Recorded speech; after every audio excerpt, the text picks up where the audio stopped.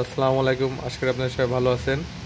এখন আপনাদের একটি এই বৃষ্টির সকালে এই ঘূর্ণিঝড় নিমালের প্রভাবে যে চারিদিকে থমথমে পরিবেশ, সেখানে আমি একটা মজাদার জিনিস দেখাবো। আপনারা দেখতে পাচ্ছেন দুইজন ব্যক্তি রাস্তায় হেঁটে আসছে। এই যে দেখতে পাচ্ছেন তারা দুজনে একজনকে জড়িয়ে ধরে আছে, ধাক্কা মারছে বৃষ্টির মধ্যে। তারা বৃষ্টির আনন্দে আসলে মনকে রাঙ্গিত করছে।